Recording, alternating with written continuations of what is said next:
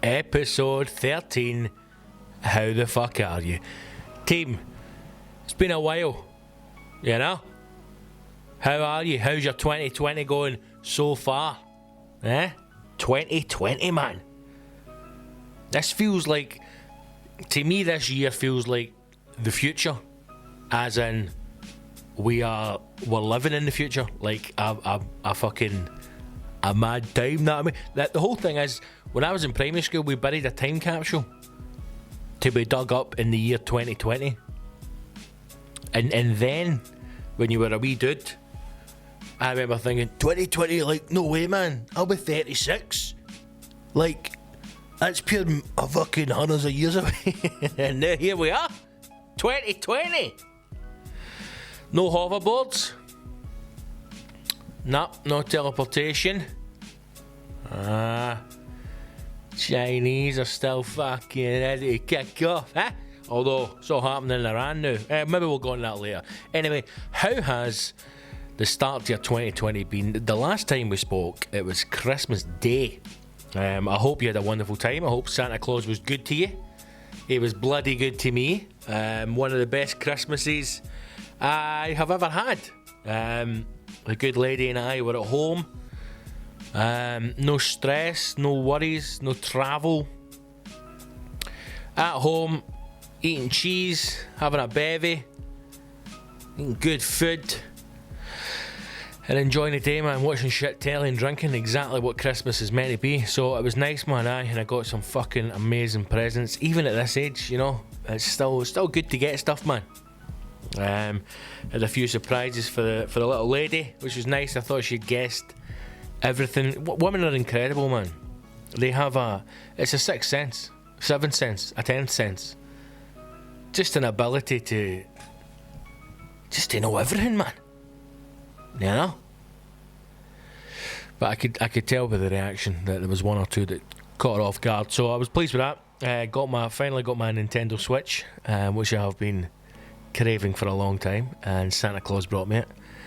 And let's just say, I've not lost my touch in the old Mario Kart. Never leaves you. But it was good. It was nice. Boxing Day more the same. Chilling, man. I had to work 27th through 29th and then work in Hogmanay. But that week this year felt worse than ever. The week between Christmas and New Year. Now, when you're a kid, that week is glorious, man, right? Because everybody's off. All your friends are off. You're in that Christmas vibe. You're playing with your presents. You know, that's one of the best weeks ever. And then there's almost an excitement because you're going back to school to tell maybe other school friends that you don't necessarily are in your close group of friends. You know, you can get to see them and play with your toys and talk about shit and fucking run about and be a wee guy. And then you get older. And you're maybe in your early 20s and it's still a good week because you're just getting bevied and fucking each other. You know, it's a good week. You're gonna... we used to go out on Christmas Eve. We used to go on Christmas Eve. We used to go to Fury Murray's in Paisley. Fucking hell. Listening to some 80s classics. Getting drunk on £1 vodka mix. And then midnight would come and you'd be like, it's Christmas, Merry Christmas. And then you would go home and you'd wake up on Christmas Day, hungover to fuck. Hungover to fuck, man. But you knew there was a day of feasting coming your way, so you're going to soak up all that alcohol. And then you get even older. Some of you maybe start having kids, you know? Fuck. And that pressure of Christmas. I was in Smith's toy shop, like getting some stuff for the nieces. And I went to the one in Edinburgh, and I'm sure I've said this before, that Smith's is one of the worst shops in the world, right? They've taken their store layout for fucking Morrison's, in the sense that the world's narrowest aisles. And it's floor to ceiling, you know, and I get it, so kids think it's fucking a magical world, right, where fucking toys come to life. I can remember thinking, like, there's a guy just walking around stacked up, and it's obviously his missus, his wife, whatever's in front of him, just fucking, you know, what do we need to get? We need to get that, and just stacking fucking toys up, man. And that stuff ain't cheap, you know? Pressure of Christmas, man. It's getting to you. I also saw a thing of going, don't put yourself in debt for Christmas. That's what Christmas is. That's what Christmas is. Debt. Right? You buy shit you can't afford for people you probably aren't going to speak to the rest of the fucking year. You know? And there's always those one or two aunties or one or two cunts that continue to buy you something every fucking year, and then you feel pressured to buy them something, and all you do is exchange fucking Lynx Africa, and you're like, guys, can we all just suggest that nobody buys presents, right? Okay? I don't particularly like you very much. You don't particularly like me very much. Somehow we're bonded by a loose connection through marriage or blood. I've got Wayne's, you've got Wayne's. Let's just fucking look after them and just calm ourselves down, okay? That's what we should do, but we don't. People go out and buy all sorts of shit for everybody that doesn't need the presents. But this year was good, man. It was nice, it was chilled. It felt like a nice wee break. And then, yeah, that week went a bit mad. It felt as if the whole fucking world shut down. I don't know if it's because the way dates fell this year or the way the calendar worked out, but it felt as if the whole world was on hold until the fucking 6th of January. Every person I spoke to, I won't be back until the 6th of January, so I'll pick it up then. You're like, just fucking pay my invoice. I would have been more chilled over that week if cunts had just paid their invoices. The joys of being self-employed, eh? Even my missus was getting stressed out, man. You know, because that's quite a time to be off work. And then it gets to a point where you start to think, fuck, I'm going back to work now, man, so you're going to get stressed out. And there's also that bit, sometimes when you go on holiday, right, it doesn't feel as bad because you know there's going to be somebody there picking up the work.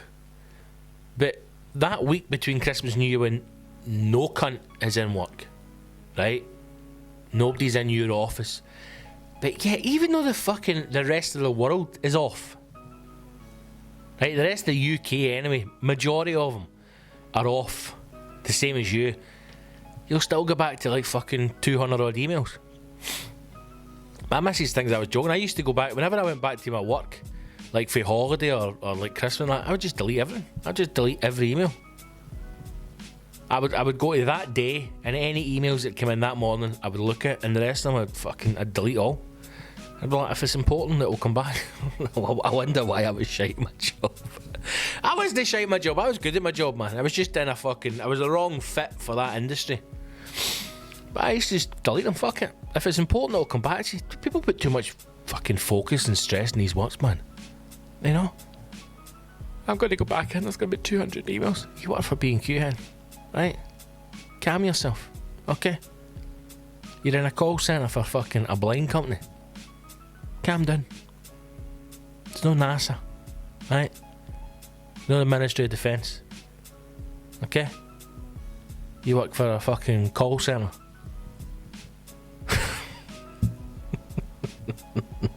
Anyway, I hope you had a good Christmas. I hope you had a good New Year. What did you do, man? Did you do anything exciting? New Year's always a shite one. I don't think I've ever had a good New Year. Even when you're young. With 1 year it was quite good with a party, and then somebody freaked out and just chucked us out of the house. That was a bit of a disaster. But the last fucking God knows how many years now, man, I always work. Do you mean I've always been working, hug money? It's just easy. Take a gig, 9 times out of 10 you're going to go down south. You know, you've got a couple of days away. It's okay money. It's nothing exciting, but it's, you know, it makes it worth your night anyway. This year I was in Glasgow at the Glee. Managed to fly in, do my set and fuck off, so that was nice. But it's an odd one, Hogmanay, you know, especially, listen, this is the first year I've been in Edinburgh, and I've got to see all the fucking chaos that is the Hogmanay underbelly street party here, and I saw that if you live within the residential part of Princess Street, so like if you're in George Street or Rose Street, for example, and there is quite a lot of people there, you had to apply for fucking tickets to get into your own house. You know what I mean? You had to apply for permits to get into your own fucking house. imagine getting knocked back for your own house because you've not got a fucking underbelly street party pass. They started to put these barriers up, like huge barricades. So when the party would begin, they were going to shut the barricades so people couldn't get any the kind of closed off parts of the street where the party was, right? And people were posting pictures like, you know, on the west side of the city lies future and hope, and here it's as if it's fucking Berlin, right? As if we've been divided up. But I think most Edinburgh people, or not even most Scottish people, won't bother with the street party. Although, in saying that, I don't know if you saw the video, no, of the fucking absolute tramp that was on the Princess Street party. So the news guy, right, and it's probably BBC Scotland or something, he's just interviewing people who are there for the street. Now, they phone from all over the world. I did a gig on 29th, either 28th or 29th, and there was people for Russia and Portugal who had came over to spend Hogmanay in Edinburgh, and they go to the street party. It's fucking insane, man. Do you think that there's cunts sitting in Russia who are going like, yo, we should go to Edinburgh for, I don't know what accent it is, but you know, sitting in the house, couple of fucking stiff vodkas, a wee pot of borscht on the go, and he's saying his missus, we should fucking go to Edinburgh for Hogmanay. So the guy's interviewing people, and interviewed this Asian guy, and it's two Asian people actually, I don't know if they're together, and he says, are you enjoying, you know, Edinburgh? And he's like, it is fantastic. And the guy's English was fucking great, and then he goes to speak to the, I don't know if it's his pal or another Asian woman, and this fucking blonde tramp, obviously she's Scottish, Edinburgh fucking hipster wank, just pushed in and mashed the woman's face, put her hand right in her face, pushed her away, and was like, speak to me, and then the guy just walked away. And I'm like, what a beautiful advert for fucking Edinburgh East Coast wanks that is. Wouldn't they do that to anybody else? Do you mean to a wee timid Chinese, Japanese tourist? Wouldn't they do that to anybody else, you know? Wouldn't they walk up to some fucking Spanish woman in her 40s, stressed out her box because she can't find her two wains, and mush your hand in her face and go, speak to me, because she'd fucking flamenco you right in the neck? Honest to God, man. As soon as I saw it, I was like, fucking he'd butt. This needs to be the year, man. 2020, right? There's a good vibe in there, man, right? I know there's a lot of shit happening in the world now. Fucking Australia's on an absolute meltdown, man. What the fuck is going on there?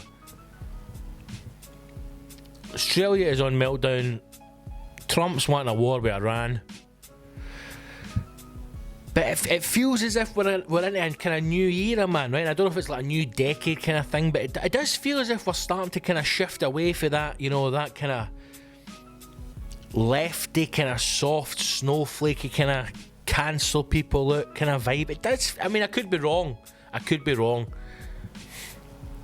it's starting to feel as if people are taking a wee bit more kind of control back and going, I can't be fucking bothered with this anymore, you know? This has got to be the thing for 2020. I've been saying it for fucking months now. Cunts be cunting. Cunts be cunting. And they'll never change. A cunt is a cunt from fucking day dot to day end. Fact. So when you're getting all these people going, oh, you know, they just have to stop, and why can't we all just, here, listen, why don't you just shut up? Okay? How's about that? How's about you shut up? I've got enough on my fucking plate without worrying about upsetting ball bags anymore. 2020, man. It's time we fucking bring this shit back into the centre. Toughen people up. But Bye, New Year. One thing that got me was the first footing thing. Somebody asked me about first footing, and I wasn't really sure about it. I know it was a kind of Scottish thing, and I know when I was young we used to go to my gran's for hug money, right? Because your mum was going out or whatever, so you need somebody to look after you. And we would get sent out to be first footing, and you'd have to bring something. So you'd be given like money, coins. Always had to be coins, pound coins, and like a bit of shortbread or something like that. Then you had to stand outside. And then when the bells came, you had to fucking come in, and you were the first person in the house. You might bring luck or something like that. Fuck knows, but that was the thing, man. I think that's it. I don't know if it's just a Scottish thing or I don't think it's an English thing. I don't think they do it in England. But I know that it was maybe like, you know, a tall, dark, handsome man. I don't know. You're a fucking 7-year-old, but I think that's the thing. You're meant to go out. Or the first person to come into the house after the bells is meant to bring you good luck or some shit. But you've got to bring something with you. So I'm pretty sure money was not like fucking there's 50 grand, right? This was an early people's postcode lottery. But I think you had to bring like a coin or something, or a bit of shot. I always remember a bit of shortbread is what we were given. And we'd be sent out the back door and told to walk round the front and then chat the door. And my granny would go, "Oh, who's this?" It's fucking us. It's us, Agnes, we're freezing. And you'd come in and you'd be the first footer. And then you'd go to your bed because you were fucking 7, you're shattered. And you never understood what online excuse was. But I hope you had a good New Year, man. I hope you had fun. I hope you didn't get too drunk. Have you made any resolutions this year? Have I made any resolutions? More so work commitments than resolutions. Obviously I need to get healthy, right? I know that. I need to get healthy, I need to lose weight, I need to get fitter. That's not a resolution, man. That's just life. That's just fact, right? I don't need a date in a calendar or a turn of a decade to tell me that I need to get healthier. That's life, right? That's my bowels telling me, hey, big man, time to ease up on the carbs and the fucking processed food. That needs to be a thing for 2020, man. Or just life in general. It's just fucking shift some of that timber and get a bit healthier, man. I'm never going to sign up for like a 10k or a fucking half marathon or something like that because I'm not one of those guys, man. I'm not one of those guys. I've got a personality. I'm too cool for that shit.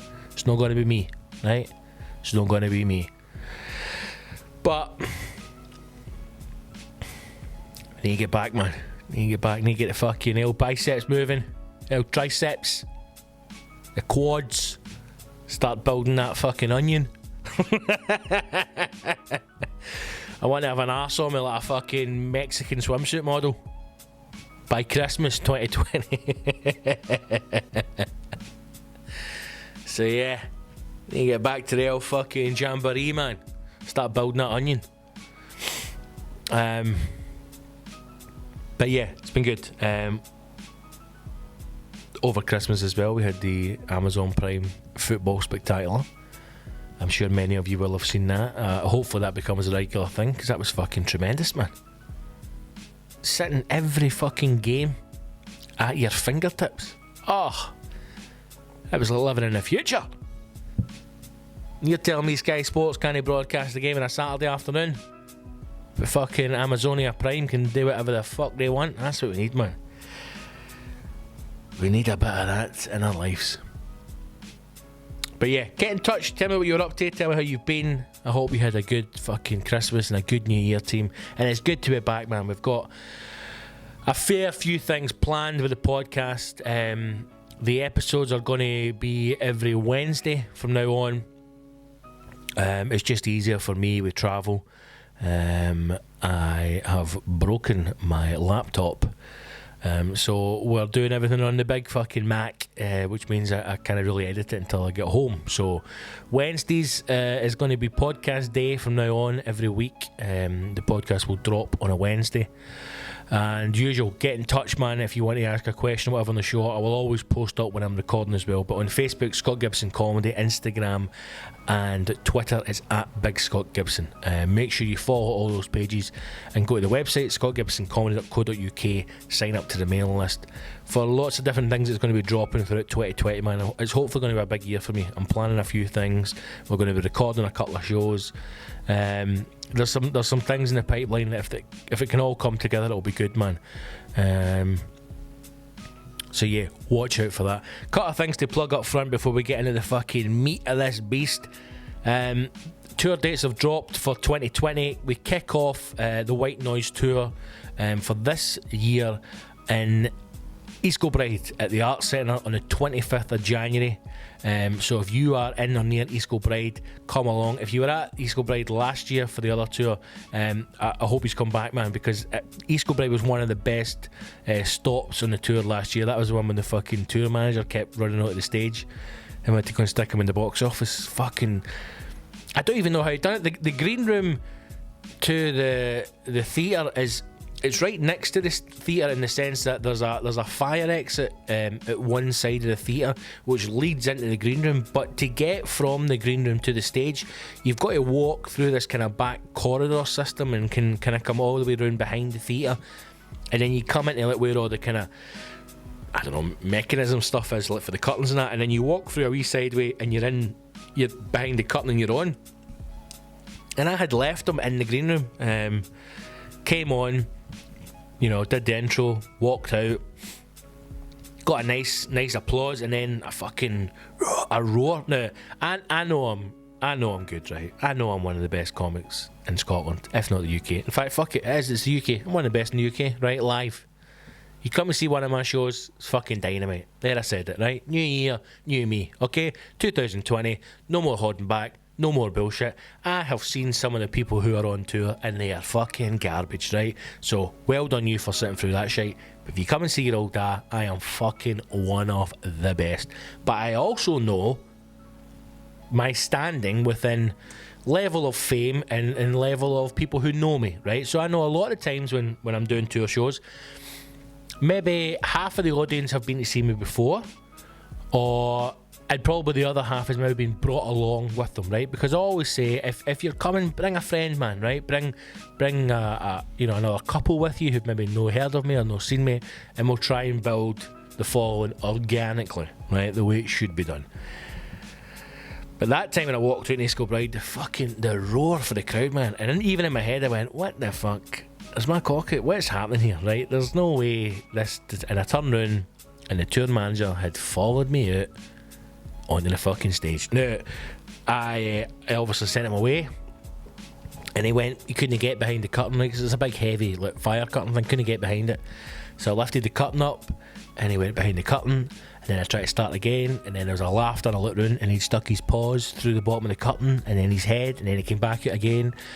And then I put him in the green room through the fire door, and he walked all the way back round and came back out the curtain again. And then we had to just physically take him and carry him out of the box office. And I remember the woman's face. She was like, "Oh, a wee dog." But then in her head, she's like, "How the fuck is a dog?" Because she never saw us when we came in, right? Because we came in the back door. Why is there a dog in this situation? So I says, "Look, this is my dog. He keeps escaping out of the theatre. Can you look after him?" So she loves him. Gave him a wee bowl of water. They were best pals by the end of it. But yes, that was East Kilbride. So if you want to come to East Kilbride, please do so. It's a great night. It's a beautiful wee venue as well. But East Kilbride Arts Centre, January 25th is the first date on the tour. Tickets for that are available from East Kilbride Arts Centre's website, or go to my website, scottgibsoncomedy.co.uk. After East Kilbride, we are in Barfield Theatre in Largs on February 7th, and then February 23rd up north to Arbroath to Webster's Theatre, which is also a stunning theatre as well. So that's the first three of the new year. January 25th, East Kilbride Arts Centre. February 7th, Barfield's Theatre in Largs, and February 23rd, Webster's Theatre in Arbroath. Get on the website, get your tickets, and I will see you in the battlefield. Why do I always start each bit with a pure sharp intake of breath, like as if I'm going to fucking sing Nessun Dorma? Nessun Dorma. That was actually fucking... Hi. Your old dad's got pipes. just back from Cardiff. Was in a lovely wee weekend in Cardiff. Nice. Do you know what? Perfect way to start the year, man. That was my first gig back, 3rd and 4th of January. And it was a good start to the fucking year, man, because you just need a nice gig to ease you in. Nice weekend. I love fucking gigging in Cardiff, man. I don't know if it's like the Celtic thing, Scottish, Welsh, but it's just the sense of humour's just bang on, man, you know?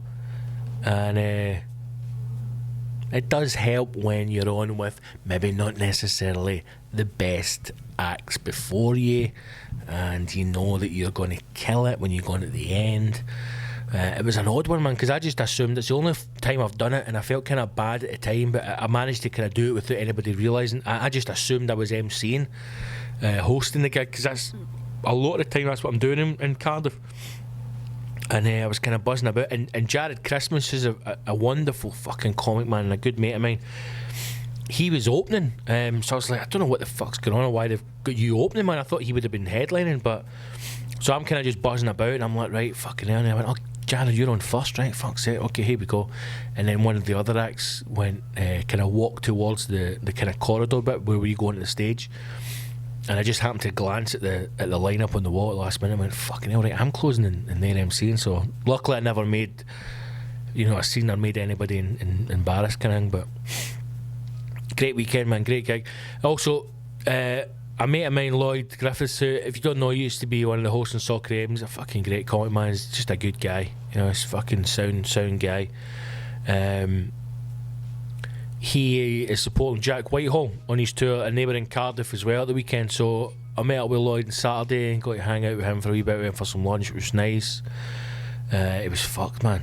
I think he's absolutely burning a candle at both ends. His old Lloyd Dee, busy boy. He's working away, partying hard, as you should. You only live once.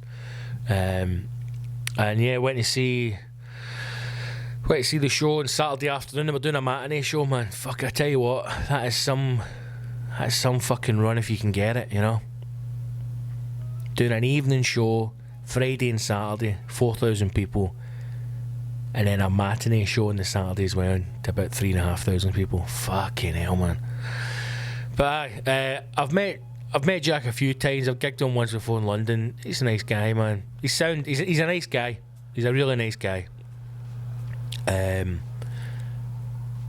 just not a particular fan. It's not. I'm not a fan, right?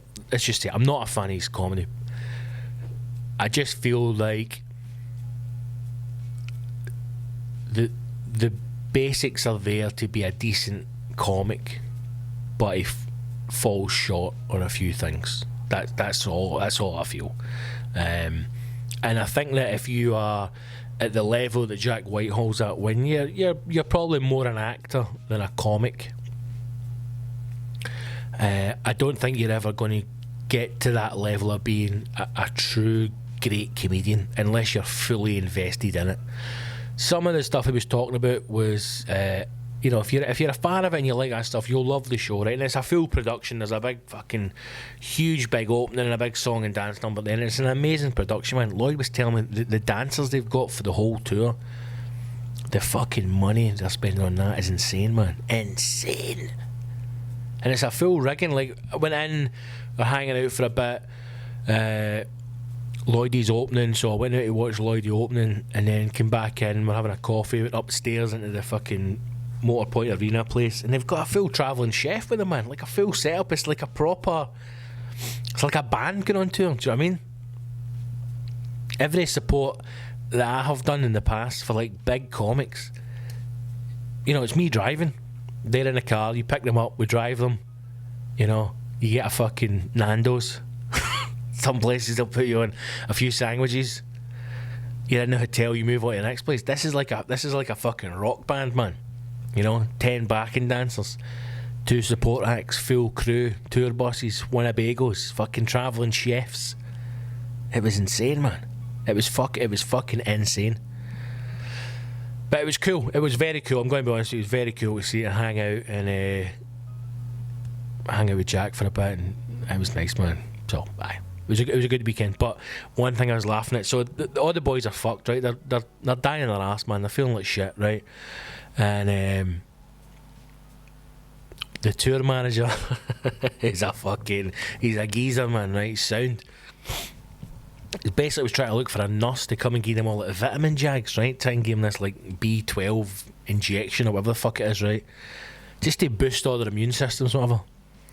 So the fucker's gone online. Now, you don't look for a nurse online, right? I imagine if you were to Google nurses and like needles, you're gonna get a dominatrix, right? You're gonna get a dominatrix. That's what you're gonna get. If you want a nurse, like an actual medical professional nurse, fucking phone Bupa. Do you know what I mean? You're dropping nearly 400 grand on backing dancers. You can afford a fucking private hospital. I'm sure they've got private healthcare, right? Phone Bupa.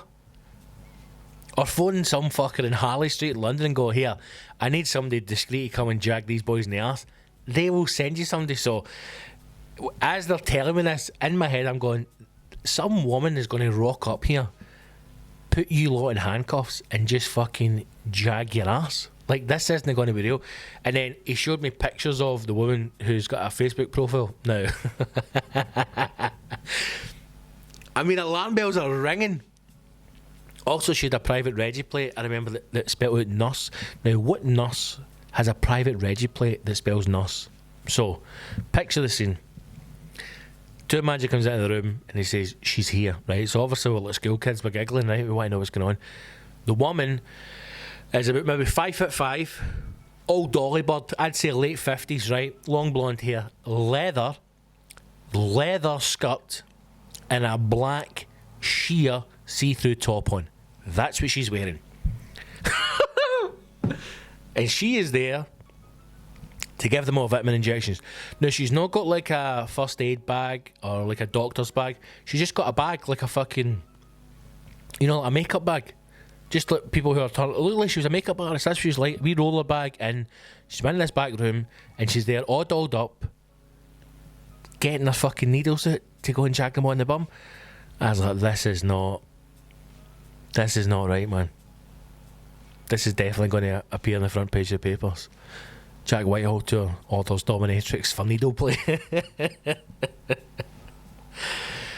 But it was good. It's good to hang out. I've not seen Lloyd for a while, man, and it was good to see the show. It was good to see that kind of level of production as well. It was nice. There's a couple of bits that were really good in it, but a few bits again, I just felt everything just came a wee bit short, and I'm going, just got a wee bit darker, you know, a bit harder on that. It would have been fucking really funny. And again, like, I don't know if it's an English thing or a British thing, but we don't really seem to like it when people do well or people are successful. And I know some people say that's rubbish, that's bollocks, but we don't like it. You know, we like to get people at a certain level and then fucking knock them down. That's what people do to celebrities in this country. I don't have any interest in someone at Jack's level pretending that he goes to Lidl or pretending that he goes to Nando's. I don't care about that because I know it's not real, you know. He must have some amazing stories for Hollywood, some amazing stories, and he must have stories about situations where we will not only never experience but couldn't even comprehend, and that's the stuff I'd love to hear him talk about. But maybe again it's a British thing that, you know, the punters just don't want to hear that. They want to hear a caricature of itself. I don't know. But it was a nice weekend in Cardiff. I'll just fucking snap my pen. Fuck me. Nice weekend in Cardiff. Hopefully get back there soon. I really need to get a tour show down to Cardiff, man. I really need to get a tour show down there. I think that would sell well. It's just trying to get a room that's a good size, because the Glee's fucking like 400. It's far too big. I mean, I'm confident, but I'm not that confident. Know what I mean? But yes, lovely wee weekend, Mr. Griffiths and Jack Whitehall. If you are, check out Lloyd, man. Follow him on the socials. He's going on tour February and March, I think, this year. So if you get a chance, the only Scottish date I think he's doing is Glasgow, at the Glasgow Glee. So if you get a chance to go and see Lloyd, go and see him. I think it's March 17th, but I don't know for sure. But Google it and check it out, Lloyd Griffiths, and get along and see him, man. He's fucking dynamite. Right, let's do a wee listener's question, shall we, for 2020. Thanks to everybody who got in touch. Facebook, Instagram and Twitter. let's jump in, man. On Twitter, Steve-O has asked, with Brexit and the looming threat of World War III, who is in your celebrity apocalypse 5-man death squad? And where are you heading when it goes sideways? Steve-O, fucking great question, big man. Obviously, where are you going? You're not going to Australia for a start, right? What a fucking sorry state of affairs that country is in. I saw now.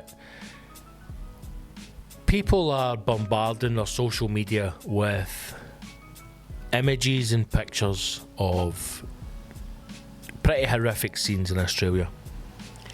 And I think, first of all, everyone who's human, or everyone who's just a good person, right? Your thoughts are with people who risk their lives to try and fight these fires. I can't even begin to imagine what it must be like to be surrounded by that kind of horror and that force of violence, and run towards it and feel as if somehow you can do something to stop it. There's an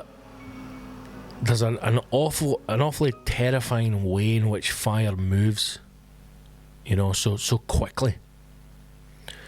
And it must be horrific to not only be in the situation where you have potentially lost everything. You've lost your home, you've lost friends, you've lost your belongings, you've literally lost everything. But also at the same time, it must be terrifying for those people who are being evacuated, and you don't know if you are ever going to return to your home. You don't know if you're going to return to it and it's it's gone. You don't know if you're going to return and it's still there. So it must be horrifying. We are such a distance away, we're so detached from it.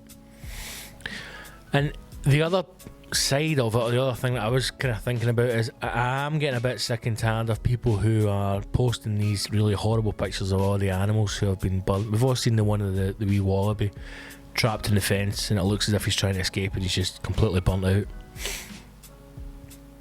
I'm noticing a lot of people, certainly on my social media feeds, who have subsequently been unfollowed or muted. People are posting this stuff for shock value, with their own rhetoric attached to it. And there's an argument that unless these images get out there, nothing really can get done. But I feel as if there's a lot of still, the old keyboard warriors out there, where people will post a lot of stuff with no real intention of actually giving a fuck or wanting to do anything about it. They just want to continue to be seen as though they're on the right side of history, or as they're involved with the good guys. I know one person who, over the last week, just constantly posting this stuff over and over and over again. And you think, what are you doing? What are you doing about it? Now, what can you do about it? I've no idea. We continue to do the same thing that we always do. In that we throw money at it. We've already seen some of the millions that have been raised so far from people donating, and donations coming from all over the world. What can money do? I don't know. Short term, it can probably help a great deal, maybe relocation or rehoming some people, but I think the situation that the world's in just now, I think we are beyond just throwing money at the situation. And I think something has to be done. What that is, I don't know. But it also feels as if we're at the point where it looks as if Australia's going to be... You're going to be unable to live in it pretty soon. If they ever do get these fires under control, is it just a matter of time until it happens again next summer? I've no idea. But as we descend into a fiery pit of hell, with America bombing the guy in Iraq, but I mean, that's terrifying as well. A fucking drone strike. There's a cunt, a geek, right? Some guy who's like a Fortnite regional champion, sitting in a fucking steel container at the Pentagon where an Xbox controller has just blown a guy up. I was listening to a thing on the radio talking about the intelligence that the Americans had in order to bring this guy down, because not only did they know that he was going to be flying from the airport that he was flying from, they knew which vehicle in the convoy he was in. And then someone told me that he was identified by a ring that he was wearing on his finger. That's how they identified him. So the guy had been fucking blown up so much that all they could identify him with was a ring on a finger to confirm that was him in the car. So they're saying that the intelligence that they've managed to get from somewhere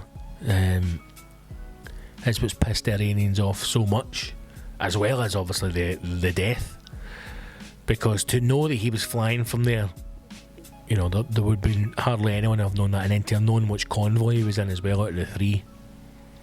But that's terrifying to think that somebody can just press fucking up, down, ABC, X, boom, you're gone. Fucking mad, isn't it? Also mad to think that the Americans can blow somebody up with a drone strike tens of thousands of miles away, but my fucking Apple Maps can't get to me to a hotel in fucking Northampton without taking me onto fucking 6 or 7 different wrong streets. Sort yourself out, Apple. But if you are assembling a 5-man fucking death squad that's going to take you through the apocalypse and hopefully lead you the other way. Now, what we're doing here, Steve-O, is it me plus 5? Or is it me and 4? I'm going to say if it's a 5-man death squad, I'm part of the death squad. So it's 4 guys. 4 celebrities. Straight off the bat, I'm going to want The Rock. Okay? He's going to have good banter. He's going to be good for morale. And he can fucking handle himself. Okay? There's number 1, right? Number 1 seat in the death copter. The Rock, aka Dwayne Johnson. Right? He's there. See, there's your offense right now. I mean, what are you looking for? You're going to need a Bear Grylls character, right? But do you want to go Bear Grylls? Who's the other cunt? Who's the other one with these fucking balls hanging out? Who was that one? Who was that guy? Remember fucking Bob Mortimer used to do a sketch about him where he would scoot down these wee fucking shorts and his nutsack would be hanging. Wait, I need to Google this guy, man. What is his name? Right, it's no Bear Grylls. Bear Grylls. Ray Mears. Ray Mears, right? Fuck your Bear Grylls. He's a mad Bible basher. I don't need that shit, right? We're beyond fucking religion, okay? Iran has launched nukes on America. America's launched a nuke on China. China's fucking bombed every cunt. Australia's on fire. This is the Apocalypse Death Squad, right? It's me, The Rock, Ray Mears. What a fucking band of brothers this is. Ray Mears with the tan shorts, with the fucking ginger bollock hanging out, getting his grubs, building his tents, right? He's the man, okay? Ray Mears. So we get The Rock, offense, right? Sheer muscle, raw brute force up front. Ray Mears, okay? The man on the ground, keeping us alive in the apocalypse. Now you get 2 left. 2 places left. What do you go for, man? Do you put a woman in there? Do you put a woman in there just to kind of balance out the vibe of the camp? But who do you go for, you know? I mean, you want somebody that can also... Because that's the thing, it can't just be... You're going to stick... I want Lindsay Pearless in there, you know, because she's nice to look at. You don't want that. You know, you need somebody that can cover a few bases. You're probably going to have to go with a Serena Williams, you know? A mother in her own right, so she can mother the group when we need that kind of that wholesome vibe. But she's a fucking tank, man, you know? She can cut down trees, fucking shift logs, kill zombies. Fuck it, Serena's in there. right? That's it, mix it up, man, okay? You've got me, The Rock, Ray Mears, and Serena Williams. There's your 4 out of your 5. Who's number 5, man? Who is number 5 on the 5-man Death Squad post-apocalypse killing unit? Who is number 5?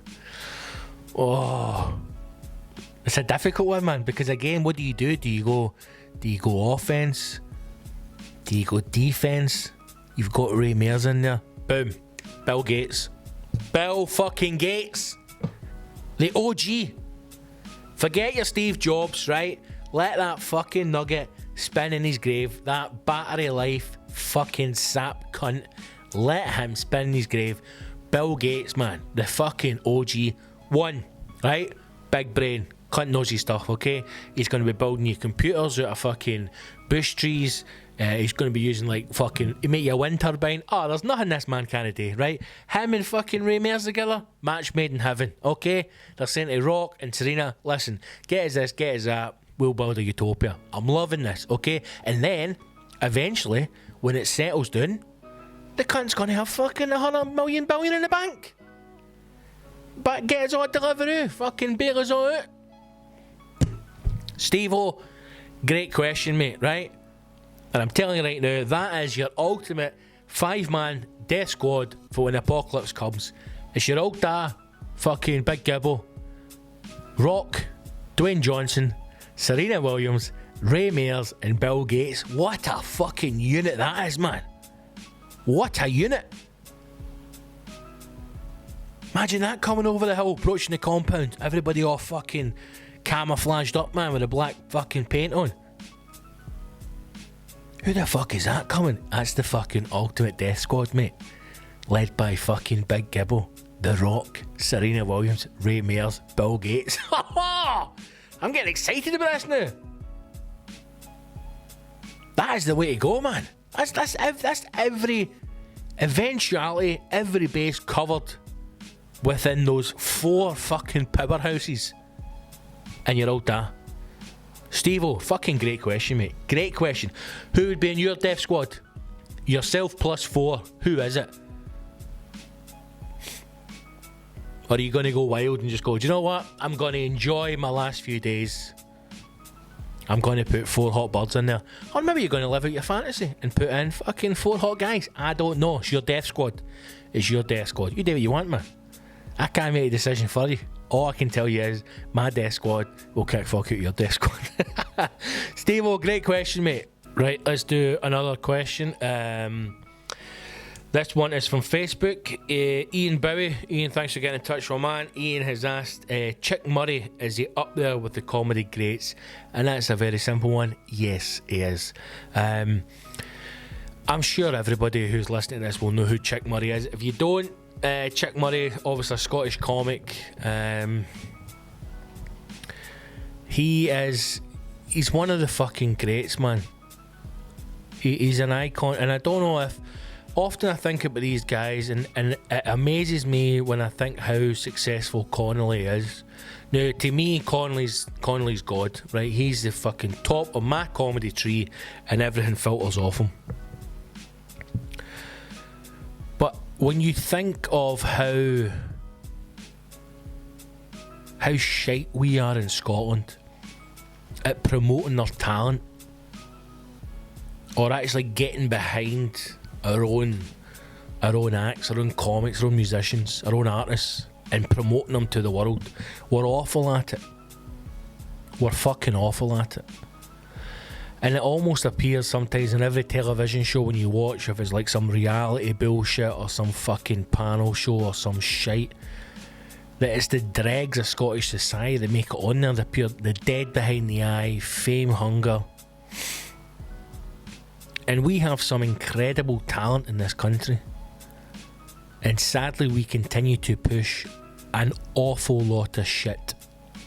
Whether that be across comedy, music, theatre, film, even things like novelists, writers. Some of the people who are being pushed as great current Scottish writers is garbage, man. It's garbage. It's all cleverly marketed bullshit. And we have real greats in this country. We have people like Chick Murray, Ricky Fulton, you know, even Gregor Fisher. Now, Gregor Fisher's obviously known for Rhapsody Nesbitt, but the work that he did with Ricky Fulton, incredible, man. You know, incredible stuff. And more people should be aware of the work. Even people like Dave Allen. There will be a lot of people who don't know who Dave Allen is, or have never seen his stuff, you know. And I think it's also quite interesting that when we talk about these guys, like, for example, Chick Murray, Ricky Fulton, Dave Allen, take those three, for example, right? Those are three men. Those are three older men, you know, men who are in their older stages, who are incredible craftsmen, wonderful performers, years and years and years experience. And yet now the focus is on youth. The focus is on telling someone, oh, they're 18 or they're 20, you know, or they've only been doing comedy 2 years. Well, what the fuck are you doing near a television? It's so fucked up. It's so wrong. It's wrong currently what we push out there, and it's wrong that someone like Chick Murray isn't better represented currently. And people will say, well, you can't continue to look at the past, and you've got to look to the future and look to the present and see what's out there. But what's the point in peddling shite when you have got greats like Chick Murray, Ricky Fulton, you know, Reverend I Am Jolly? What a fucking character. What a character. Still to this day funny. Maybe a few of the things you might need to change because you don't want to upset people, but still hilarious. Still hilarious. One word, hello. That was it. He would say one word, and that was you in. That was you laughing on one word. Hello. How many people now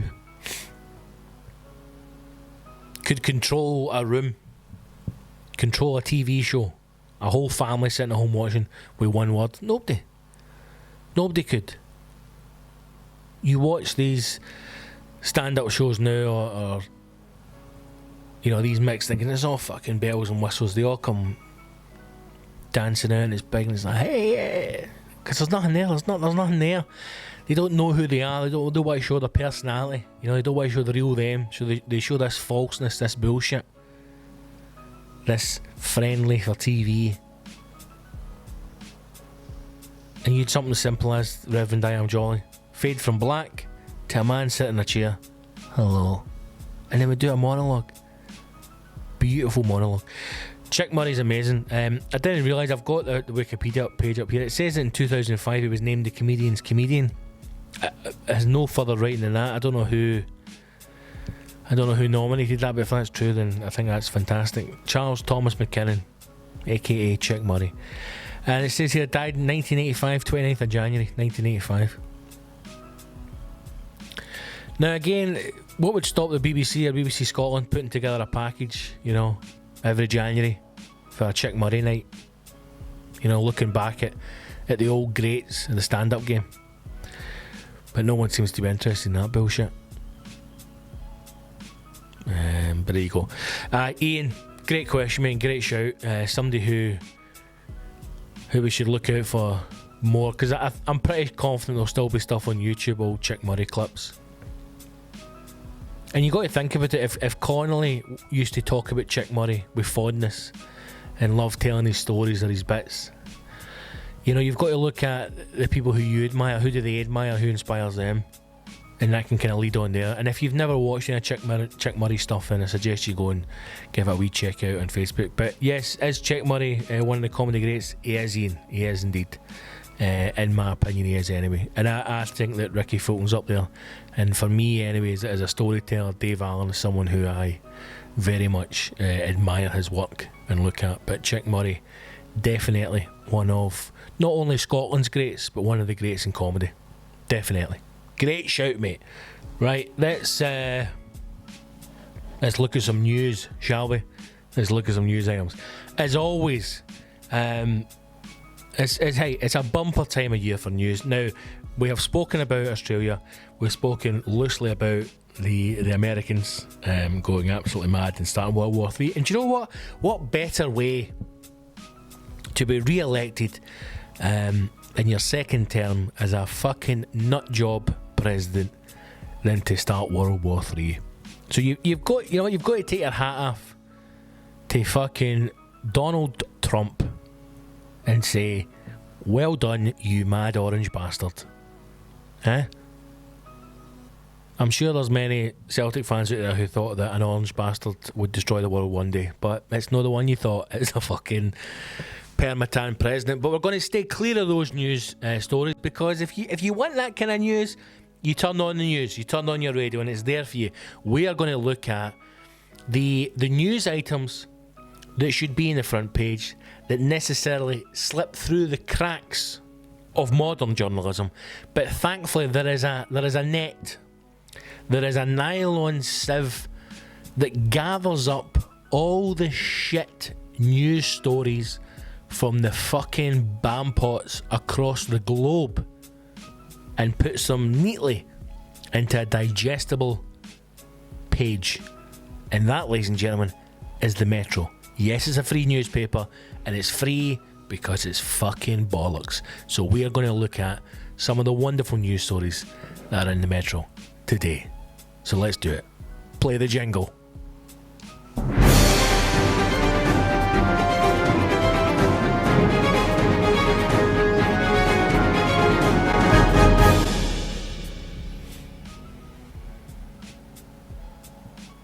Today's headlines. Cat breaks into prison. How to survive the apocalypse. Husband pranks wife with tattoo.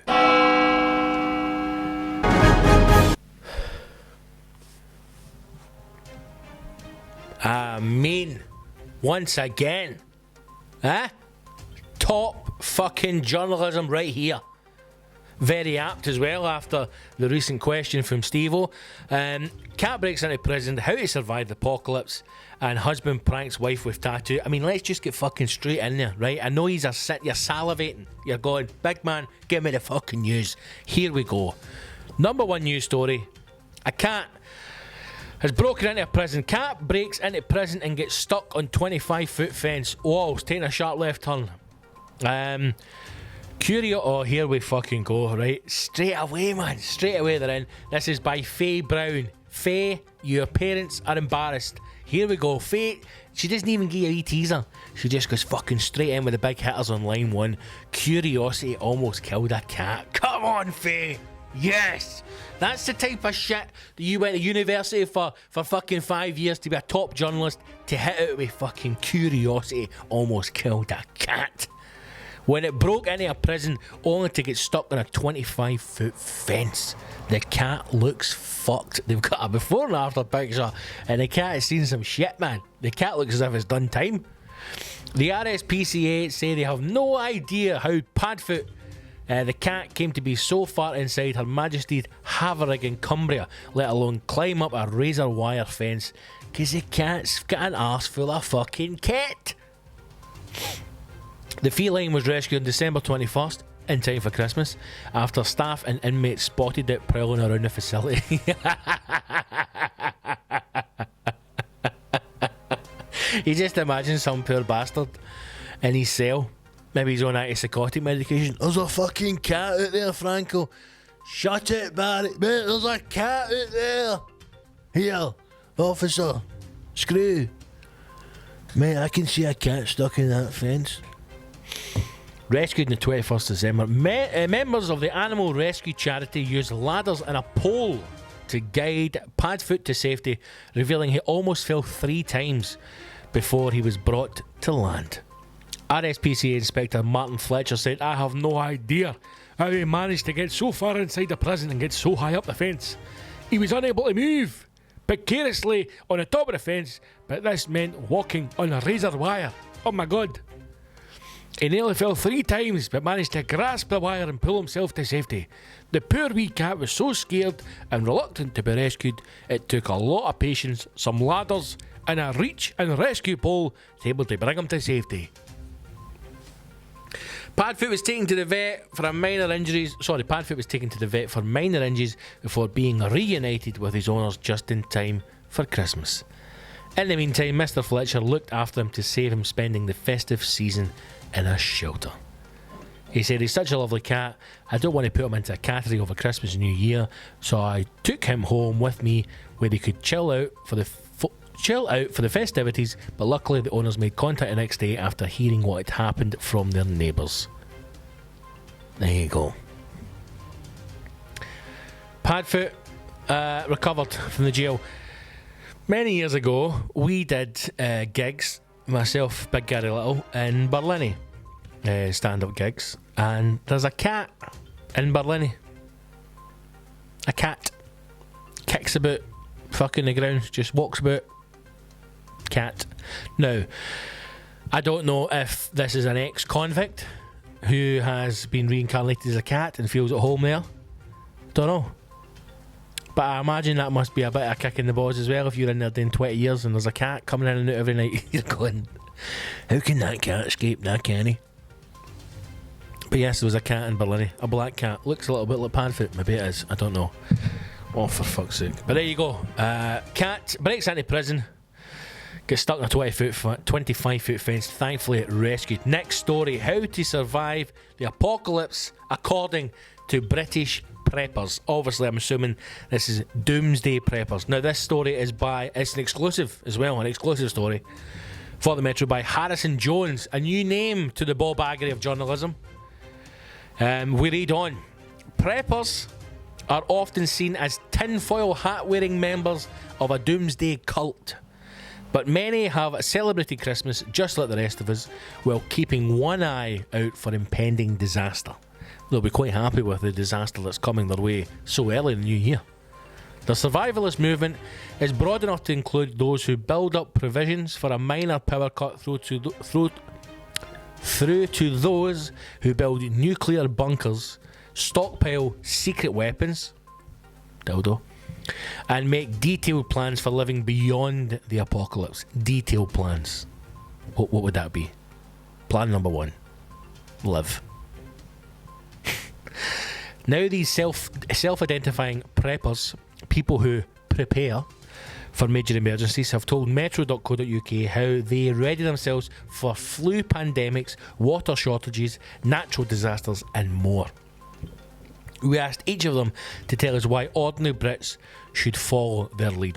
First up, John Hughes, 44. I'm going to say either divorcee or a single father, because John looks like he's seen a lot. John looks like the type of guy, now I've not read anything about John, but John looks like the type of guy who went to the TA, tried to get into the army so that he could kill people with a different colour of skin than him, and he was rejected from the TA, but has continued to keep up his training and occasionally has a march with the ETL. John Hughes, 44, gym worker. John Hughes admits his prepping is seen by some as elitist and others as barking mad. But the former serviceman, oh my god, the former serviceman, I'm telling you, I'm fucking psychic, man. I might not have many skills, but I'm telling you right now, you think I'm talking shit, I can look at a cunt and then in 30 seconds, just by looking at him, I know if you're a fucking ball bag or no. And I am 100% right every time.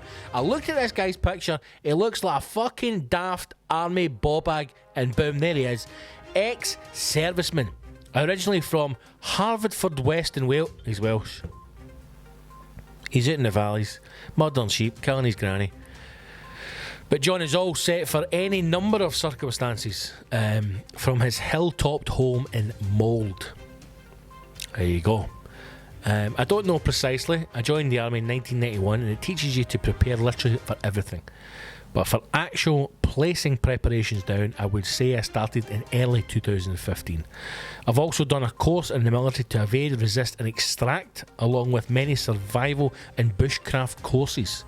Some of my prepping equipment would also be seen as elitist, such as an NVG goggles. What the fuck is that? Not very good. NVG goggles, thermal imaging and a drone. I mean, have you got a license for that drone? What actually spurred me into being a prepper was that in December 2014 I was made redundant from the army. Right, so this is a mental breakdown. Okay? You've been made redundant for the army, the wife left you, she's taking the kids, you've got a bit of cash, you've bought yourself a fancy pair of goggles, you were hoping it was all going to kick off with Brexit. It hasn't happened. So now you're a doomsday prepper. When that happens, it's like, okay, you're on your own 2 feet now, get on with it. And here we go. We have asked John, what should the average Brit be doing to prep? And John says, it's a simple one. The average Brit needs to think, I'm not suggesting for a moment that they are thick. Here we go. But I'm suggesting is that they should think about what happens if the power goes off or the water doesn't come out the tap. Okay. Just ask yourself the questions. Everyone is different, so just consider a few scenarios. So you've not actually answered the question there, John. You've not actually answered the question there. Let's find out what John is most concerned about and why it's forced him to prep. In my opinion, we are looking at power outages and things like that. No, we aren't, John. If you consider if the power goes out, it might be a minor inconvenience, but what about if you pop down the supermarket and they are shut because of that power outage? Wait, why you got to the supermarket, John? You're a fucking doomsday prepper. The supermarket's no full of cunts prepping for doomsday. So why are you there? I thought you've got a shed full of tins and fucking dried couscous. What are you talking about? People get desperate.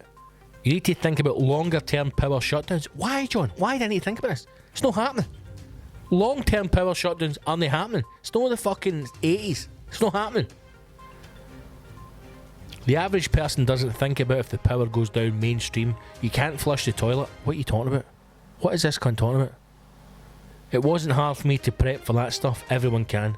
I'm always keeping an eye for natural disasters, flooding for example, and it doesn't have to affect me. I'm keeping an eye out for my loved ones as well. John's ill. John needs help.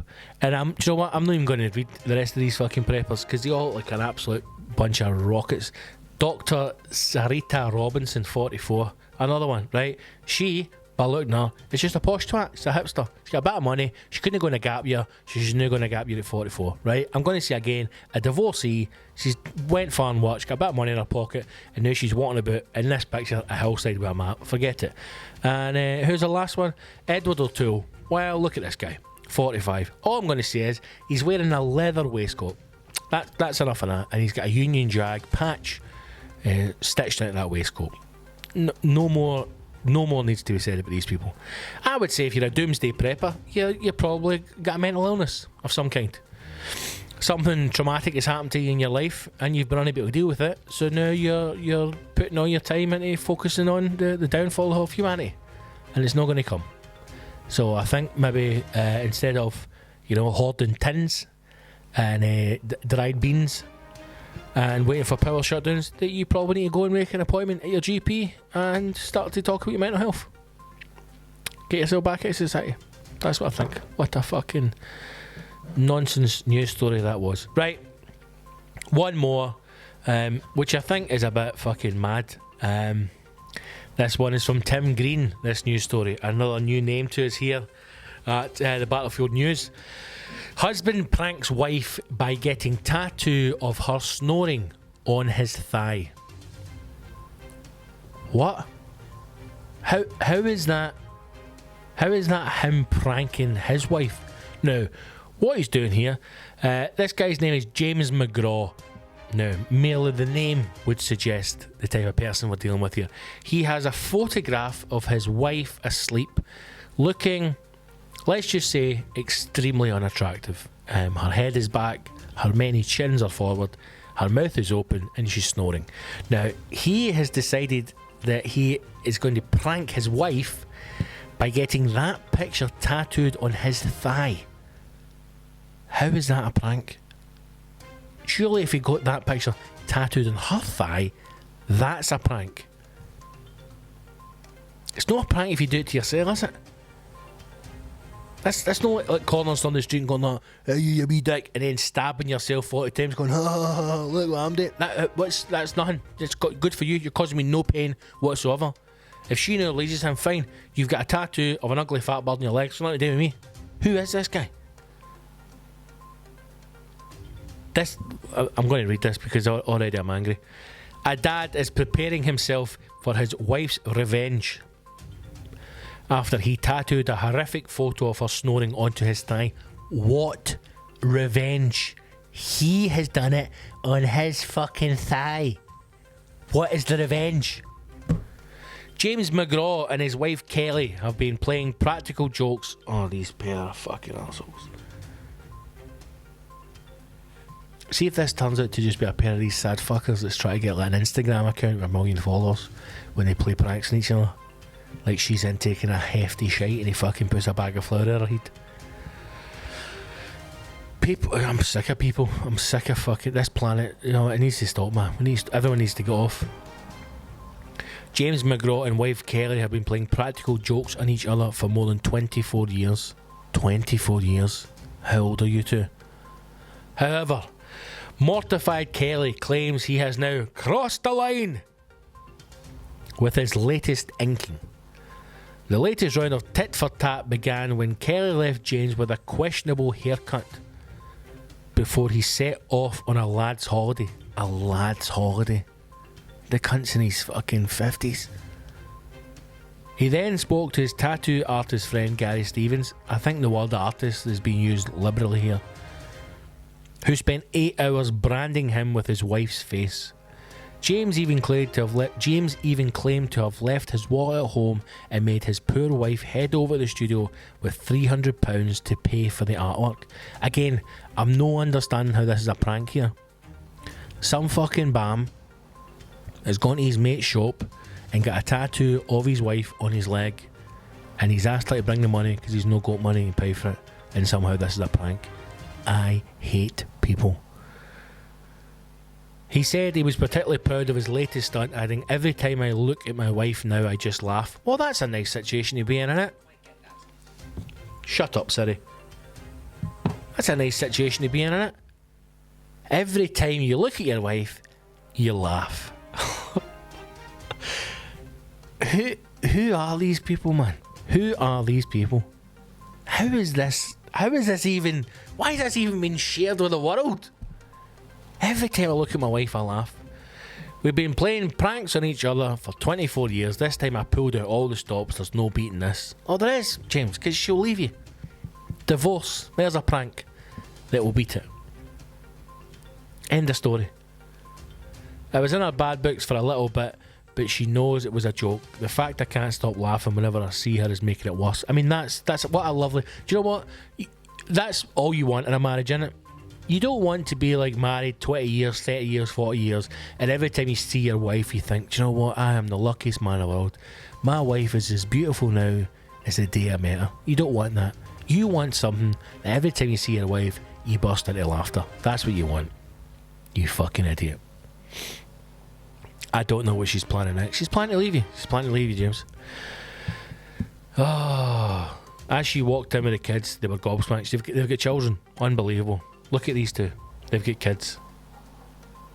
There you go. What an absolutely pointless news story. I mean, I read some of these because some of them may be funny, and some of them are also just to show you people are idiots. People are genuine fucking idiots. Not only in their life, but also the ones that then go the next step and go, I wonder if we should contact the papers about this. But me getting a tattoo of your big fat fucking potato head on my thigh. I wonder if we should do that. There is your news, good listeners. Cat breaks into a prison, stuck in a 25-foot fence. How do you survive the apocalypse, according to an ex-serviceman antidepressant? And husband apparently pranks his wife by getting her potato face tattooed on his thigh. May God have mercy on our souls. Okay, team. That's us, man. Episode 13. Unlucky for some. It's the first episode of the new year, 2020. We're going to be bringing these out every single Wednesday. Wednesday is the new day for the podcast. So subscribe. SoundCloud, iTunes, Spotify. It's also on Acast, Stitcher, TuneIn Radio and iHeartRadio, whatever the fuck that is. But there's loads of ways to get it. If you are listening to the show, thank you so much to everyone who has listened. If you have any friends or family, get their phone, search for the podcast and subscribe for them so that they get it straight to their phones. Every single Wednesday a brand new episode will be coming out. And yeah, all I can say is thanks for listening. Let's build this, man. 2020 is going to be the big year that we build this podcast up. Let's get the numbers there. Let's get the subscription numbers. If you are enjoying it, leave us a wee review on iTunes. It helps move up whatever podcast channels there is so that more people can see it. If you have got a topic or you've got a question, something you want to ask, get in touch. Do so through social medias. Facebook is Scott Gibson Comedy. Instagram and Twitter is at Big Scott Gibson, and the website is scottgibsoncomedy.co.uk. Go there for all the tickets to the tours as well. Remember, coming up January 25th, East Kilbride Arts Centre is the start of the White Noise Tour for 2020. Then we roll on to Largs Barfield's Theatre on February 7th and February 23rd Webster's Theatre in Arbroath. Head over to the website, get your tickets and get in touch. Thank you for listening. I will speak to you all soon. I will see you in the battlefield soon. Onwards.